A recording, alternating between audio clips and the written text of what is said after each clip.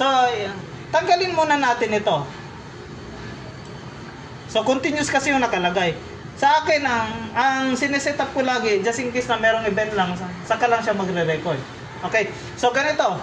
Click nyo yung event. Tapos, saan yung 8? 8 AM. So, ito.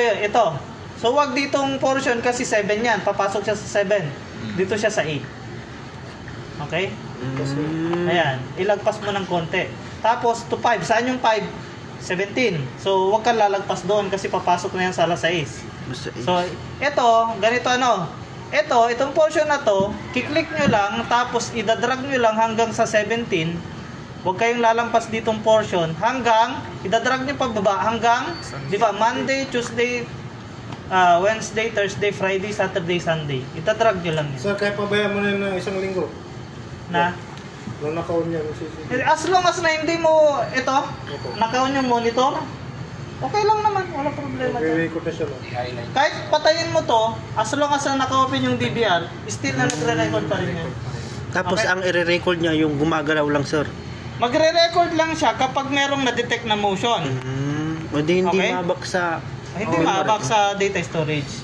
Maganda yun. So in case na merong halimbawa, nadagdagan nyo, lumampas kayo, paano nyo bawasan yan? Halimbawa, nadagdagan dito, click nyo lang yung NAND. Tapos, bawasin nyo yung schedule na nadagdag. Ayan. Ayos na, then click apply. Okay, next is camera 2. Camera 2, tingnan natin.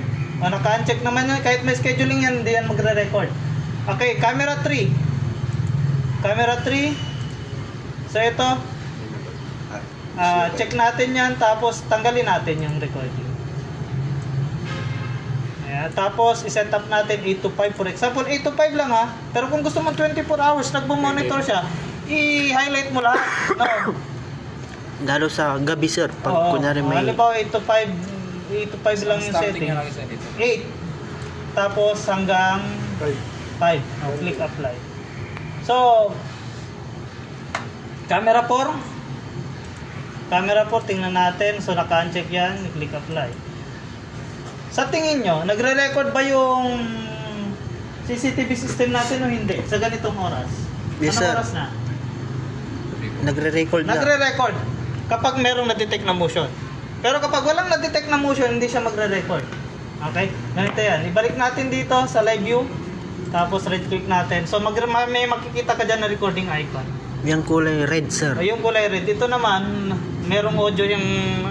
Merong sound na nadedetect. Okay. So, ganyan, no? Nagre-record na siya. Pero pag umalis tayo dito, at merong nadedetect na motion ng isang object, wala. Ano to? May multo daw, sir. Sir, multo daw. So, ganun lang sa pag-set up. Doon sa Asur, meron doon. Pero, meron pang ibang mga ano dito. Halimbawa, kung masyadong sensitive naman yung camera nyo, kunting galaw lang ng isang object, magre-record na kagad, i-adjust nyo yung sensitivity. Punta kayo dito sa event. Sa motion detection per camera yan. Camera 1, ito, i-enable nyo lang to.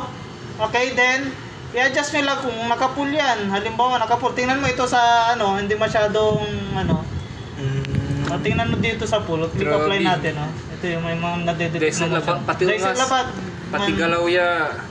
Usually, ang setup ko lang dito nasa 40. 40. Full screen natin yung, tapos click apply. Okay? So, ganun lang. Per camera rin to. Camera 2, wala. Camera 3, tingnan natin. I-adjust natin to, yung sensitivity niya sa 40, then click apply, then camera 4, naka-uncheck, okay.